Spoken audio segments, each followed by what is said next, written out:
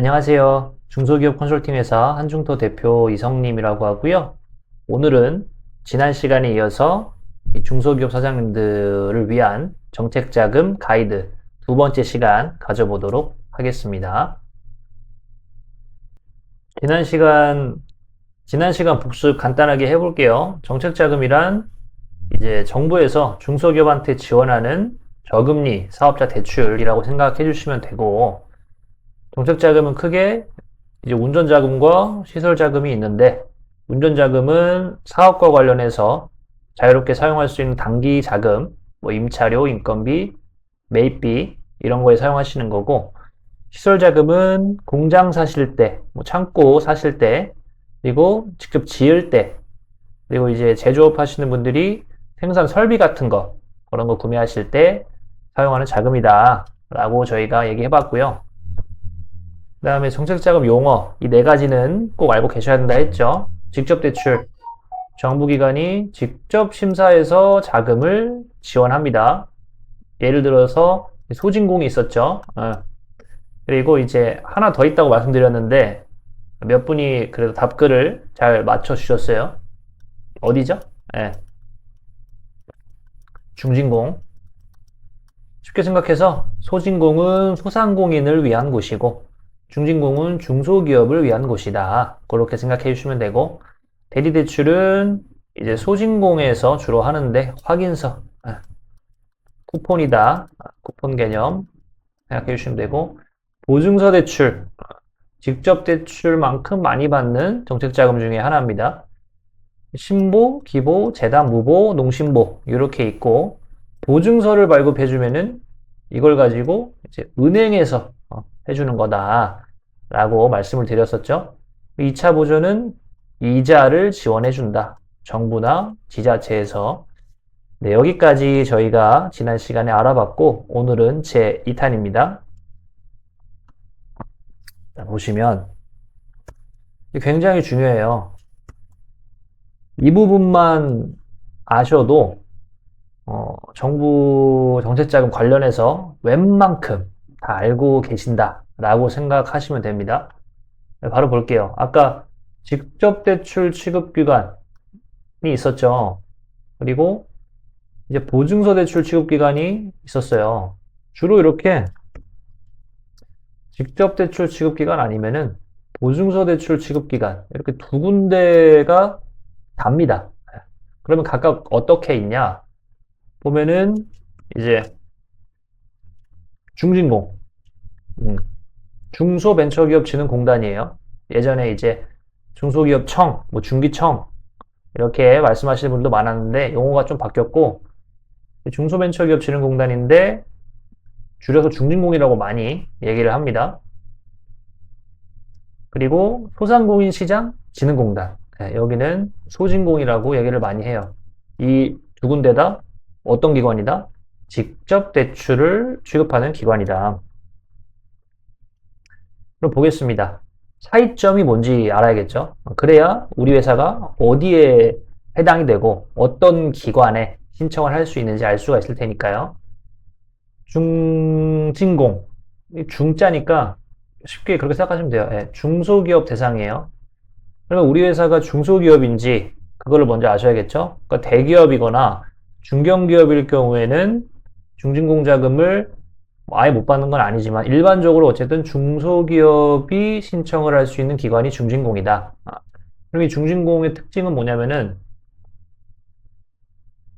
보면 가점이 되게 중요합니다. 그러니까 중진공은 짧게 말씀드리면은 보통 심사가 온라인으로 1차 접수를 해요. 그 다음에 그 1차 접수할 때 정책 우선도 평가라고 보통 얘기를 하는데 그때 이제 다양한 지표들을 봐요. 뭐 첫거래 기업인지, 뭐 혁신 성장 기업인지, 혁신 기업인지, 뭐 고용 유지 활동 중인지, 고용 창출 이력이라던가, 뭐 정책 우대 기업인지, AI 평가까지 이렇게 몇 가지 요소를 종합해가지고 지역마다 중진공이 있잖아요. 그러면 그 지역마다 이제 신청하는 업체들이 있을 거란 말이죠. 그러면 그 업체들 중에서 달마다 신청을 하고 그러면 이제 1등부터 꼴등까지 다 줄이 서지겠죠. 그 중에서 이제 상대평가입니다.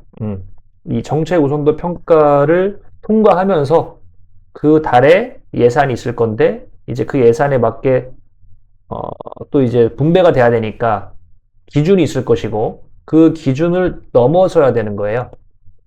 그러니까 절대값이 아니라는 겁니다. 예. 그래서 중진공은 진짜 뭐 웬만하면은 달마다 그냥 다 신청해라. 매달 신청해라 될 때까지. 근데 계속 안 되면은 왜 안 되는지 정확한 원인을 파악해야 되니까 이게 굉장히 중요하다는 거죠. 가산점, 가점. 그럼 강력한 가점이 주로 뭐가 있냐면요.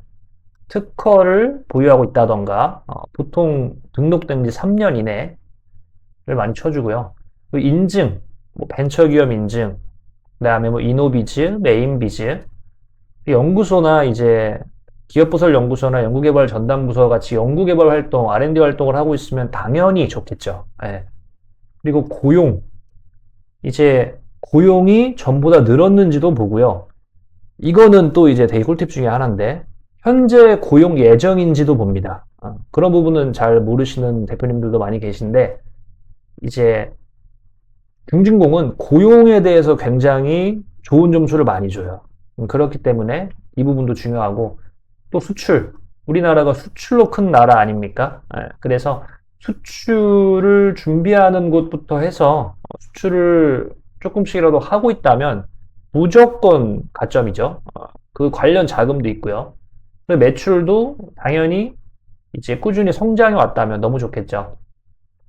이런 부분들을 잘 챙겨야 된다. 물론 모든 기관이 다 중요하지만 이 가점 챙기는 거는 중진공이 유독 더 중요하다라고 말씀드릴 수 있을 것 같고 금리가 가장 낮다라고 보시면 돼요. 그러니까 평균적으로 다른 기관 대비 가장 운영자금이든 운전자금이든 시설자금이든 가장 저금리를 받을 수 있는 곳이다. 그리고 한도도 높아요. 네, 운전자금 뭐 보통 최대 10억까지, 시설자금도 최대 60억까지 신청할 수 있고 이거 최대라서 기업마다 다 다르지만 그만큼 이 대한민국에서 가장 큰 정책 기관 중에 하나다라고 알아주시면 됩니다. 그러면 이제 두 번째 소진공을 한번 볼게요. 소진공 같은 경우에는 이게 소자잖아요. 그러니까 소상공인 대상이라고 보시면 돼요. 그럼 중소기업 대상, 소상공인 대상. 그럼 우리 기업이 소상공인인지 중소기업인지 어떻게 알까요? 솔직히 말해서 사업하시는 사장님들, 직원분들 이거 정확히 모릅니다. 왜냐하면 기준이 되게 복잡해요. 왜냐하면 일단 웬만하면 소상공인, 그거만 볼게요. 중소기업이랑 소상공인 중에 어디가 더 큰 기준일까요? 이거 또 이번 시간 문제입니다. 예. 중소기업이 더 클지, 소상공인이 더 클지. 그러니까 둘 중에 하나가 나머지 하나에 포함이 되는 개념이다라고 보시면 되는데 이거 문제로 낼 테니까 이제 그 댓글에 남겨주시면은 아시죠? 또 다음 시간에 또 더 좋은 양질의 정보를 가지고 오겠습니다. 나중에 뭐 경품 추첨 같은 거 할 수도 있어요. 자, 그래서 어쨌든 소상공인 중소기업이 있는데 이걸 나누는 기준이 뭐 이게 매출, 그 다음에 상시 근로자 수, 그리고 업종마다 이게 달라져요. 그리고 또 업력마다 그 상시 근로자 수를 산정하는 또 범위가 달라지고 굉장히 좀 복잡합니다. 그리고 또 그 근로자는 일단 4대 보험 직원이어야겠죠, 당연히. 근데 그 중에서 뭐 그 등기 임직원 빠지고, 뭐 대표 빠지고, 단기 근로자 빠지고, 뭐 연구소 인원 빠지고, 몇 가지 또 그런 해당 사항들이 있어요. 그래서 웬만하면은 이거를 직접 알기가 좀 어렵기 때문에 그 중소기업 확인서를 발급받으시는 것이 가장 간단하다, 절차가. 그렇게 생각해 주시면 될 것 같고, 그 다음에 소진공은 또 진짜 많이 신청합니다. 대한민국 소상공인 분들이 많다 보니까 또 그만큼 다양한 정책 자금을 많이 지원하고 있는데 여기도 금리가 뭐 1에서 5%대로 다양하게 있어요. 근데 이제 아무래도 많이 신청을 하다 보니까 지금 점점 뭐랄까요. 조건이 조금씩 까다로워지고 있고, 그 다음에 이제 점점 나오는 한도도 좀 줄어드는 느낌이고, 느낌상, 그냥 저희가 봤을 때, 이런 신청자가 너무 많다 보니까, 뭐 이해는 합니다. 기관 입장에서도. 많은 신청자 중에 어쨌든 선별을 해야 되니까, 예산은 한정적이잖아요. 그래서 어쨌든 다양한 또 자금들이 있고요. 그리고 뭐 한도 같은 경우에는 중진공보다는 조금 작습니다. 예. 뭐 보통 자금별로 최대 7천, 뭐 혹은 뭐 운전자금 2억, 그리고 시설자금 뭐 5억까지 뭐 이런 경우도 있는데, 보통 시설자금은 근데 기계설비만 또 소진공은 되는 경우가 대부분이라서, 그런 차이다, 예, 라고 좀 생각을 해 주시면 될 것 같습니다. 예. 자, 그러면 이제 직접대출 기간에 대해서 저희가 알아봤으니까, 직접대출 기관 특징이 뭐라 그랬죠? 저번 시간에 얘기했었는데, 첫 번째가 보증료가 없어요. 여기는 정부 기관에서 직접 검토해서 대출해 주기 때문에 보증료가 따로 없고요. 그 다음에 이제 그 상환 조건이 어떻게 보면은 조금 보증서 대출보단 덜 유연할 수도 있다. 뭔가 상대적으로 보통 이제 운영자금 기준 하면은 2년 거치 3년 상환이 많은데, 자금마다 그 2년 거치도 1년만 해도 되고 뭐 바로 갚아도 되고 이런 것도 있긴 한데, 어쨌든 일반적으로 원금 상환을 3년 차부터 혹은 그 전부터는 시작을 해야 되기 때문에, 이런 부분이 이제 원리금 상환 부담이 조금 있을 수는 있다. 하지만 금리가 낮으니까 그 부분은 또 커버가 될 거고요, 충분히.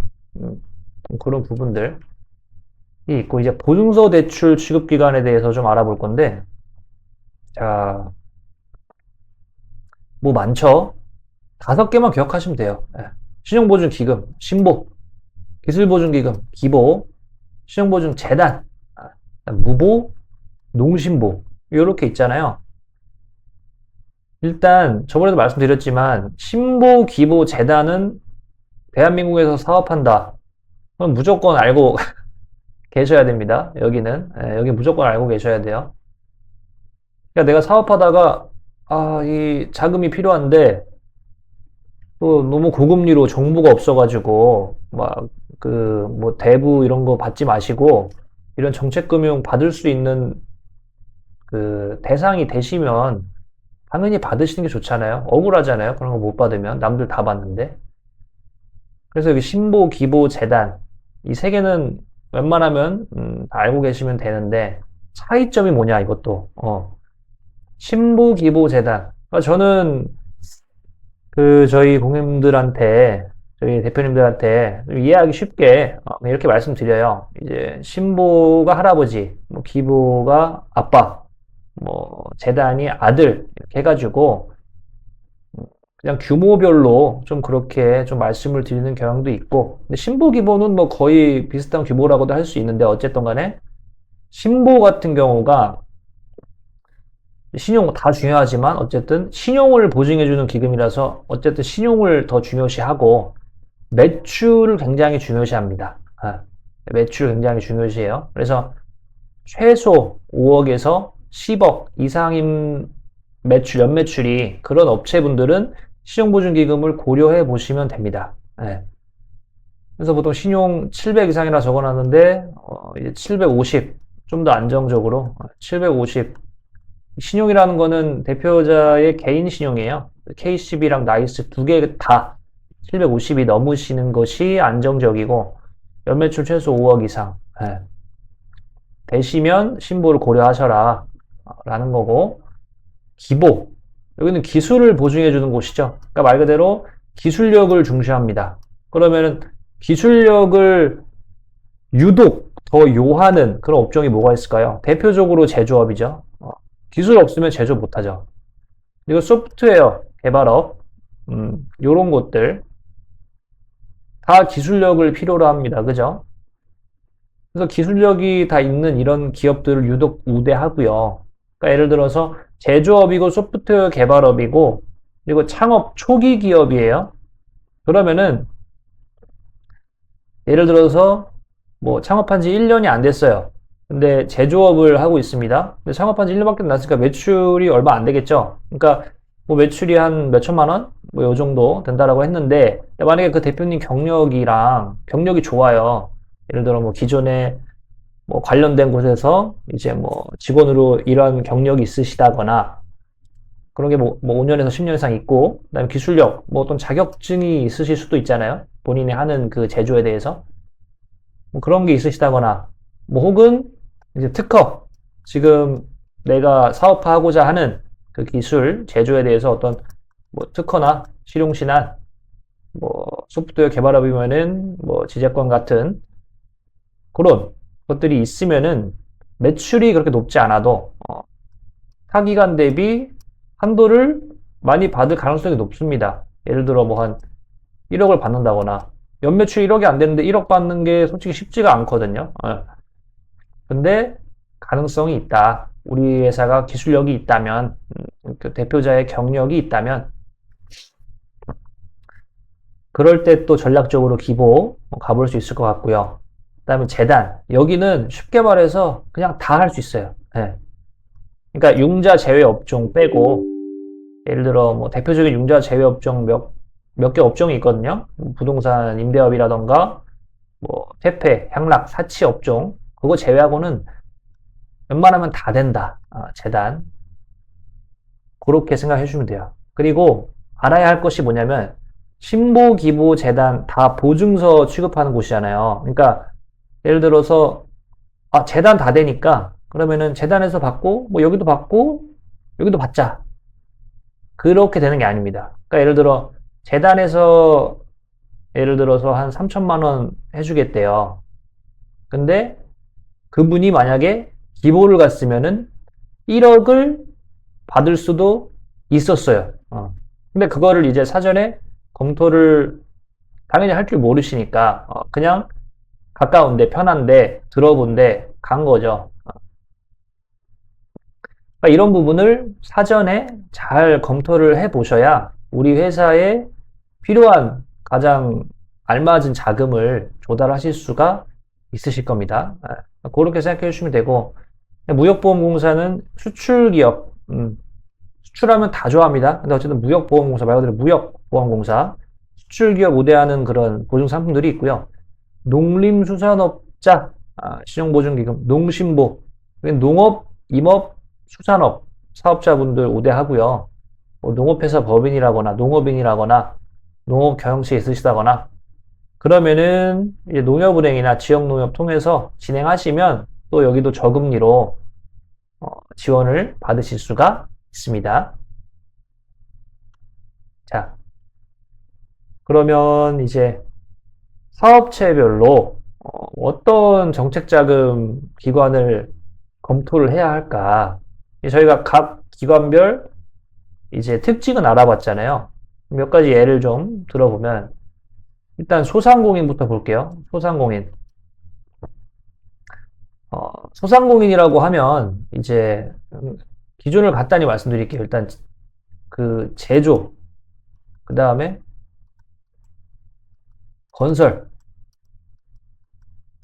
그 다음에 광업, 또 하나 있는데 갑자기 기억이 안 나네요. 뭐 있어요. 어쨌든 그 업종을 하시는 분들은 상시 근로자가 이제 10명 미만이어야 돼요. 예. 그 나머지 업종, 그 외 업종은 5명 미만이면 되는데, 그러면 이 상시 근로자라는 이 개념이 정확히 무엇이고, 그러니까 아르바이트생도 포함이냐, 일용직도 포함이냐, 4대 보험만이냐, 그게 다를 수 있잖아요. 그리고 지금 기준이냐, 아니면은 뭐 저번 달 기준이냐, 작년 기준이냐, 이게 다 달라요. 이건 업종마다 다르다 보니까 이제 아마 그 뭐 저희한테 물어보시던가 아니면 직접 알아보셔가지고 그 대략적인 그 숫자를 아셔야 되고, 중소기업 확인서 뽑아보면 또 나옵니다. 거기에 소상공인이라고 중소기업 겸 소상공인이라고 나오는데, 요럴 경우에 이제 소상공인에 해당된단 말이에요. 매출도 이제 그 소상공인에 해당되는 매출 이하여야 됩니다. 뭐 대략 전체 업종 다 포함해가지고 150 이하라고 생각하시면 되고, 제조업 같은 경우에 그 정도 중소기업 해당되는 그 매출, 소상공인. 자, 그러면 보겠습니다. 소상공인이면은 이제 소진공은 무조건 검토를 하셔야 돼요. 그리고 재단, 요렇게 두 개 무조건 검토하셔야 되는데, 아까 말씀드린 것처럼 이제 소상공인이어도 우리가 뭐 기술력이 있고 또 소상공인이지만 매출이 5억에서 10억 되고 하면은 신보 기보도 검토하셔도 됩니다. 신보 기보, 그다음에 수출한다 그러면 무보 검토하셔도 되고, 농업회사 법인이다 그러면은 이제 농신보 어, 고려하셔도 돼요. 그리고 만약에 제조업이시거나 그 다음에 수출을 한다 그럼 소상공인이어도 중진공도 가능합니다. 네. 대박이죠. 소상공인인데 가능해요. 네. 그러니까 소상공인이어도 웬만하면 모든 기관을 다 검토해봐야 된다. 그렇게 알아보셔야 되고, 근데 그 중에서 가장 적합한 곳은 좀 더 상세한 검토가 필요하겠죠. 네. 그리고 중소기업은 아까 말씀드렸던 것처럼 중진공 신청하시면 되고, 중소기업이라는 거는 소상공인보다는 좀 더 이제 근로자 수도 많고 매출도 높은 거니까 신보, 기보 당연히 검토하셔야 되고, 왜냐면 한도가 더 많거든요. 더 자금 조달을 많이 해주기 때문에 뭐 운전자금도 5억에서 많게는 10억, 그리고 뭐 신보 같은 경우는 퍼스트 펭귄이라는 제도도 있고, 선정되면은 제가 아는 대표님은 한 8억인가 뭐 받으셔가지고 해마다 이제 그 어떤 지표를 달성하시면 또 추가로 이렇게 지원을 해주고 그래요. 그런 부분을 잘 활용하시면은 너무 도움이 많이 되겠죠. 마지막으로 이제 특정 분야 보면은 이제 요것하고 뭐 제조, 수출, 혁신, 청년기업, 물론 특정 분야들 있어요. 정책 지원, 우선 분야들. 상황에 맞게 유리한 방향으로 정책자금 기관을 선정하시는 것이 굉장히 중요합니다. 괜히 뭐 아무데나 다 찔러보고 그러시면 안 되고, 최대한 많이 찔러보더라도 순서에 맞게 확률적으로 높은 곳부터 그렇게 진행을 하셔야 된다라는 겁니다. 자, 그래서 지금까지 정책자금에 관련해서 정책자금 기관, 정책자금 기관이 어떤 기관이 있고 그 기관의 특징들이 무엇이고, 그리고 우리 사업체에 해당하는 우리 사업체엔 어떤 정책자금 기관을 우선해서 검토해야 하나, 요 세 가지에 대해서 이번 시간에 알아봤습니다. 저희가 대한민국에 사업하는 사장님들이시라면 이 정도 정보는 알고 계셔야 내가 직접 신청을 하든 내 직원한테 일을 맡기든 아니면은 뭐 컨설팅 회사 도움을 받든 여러 가지 상황에서 다 하실 때 그래도 어느 정도 내가 이해를 하면서 진행을 할 수가 있는 거니까, 그런 부분에서 조금이나마 사장님들에게 도움이 되셨으면 싶어가지고 이 영상을 제작하게 되었습니다. 다음 시간부터는 또 각 업체별로 또 우리 사업자 사장님들에게 도움되는 다양한 정보들 가지고 찾아뵙도록 하겠습니다. 감사합니다.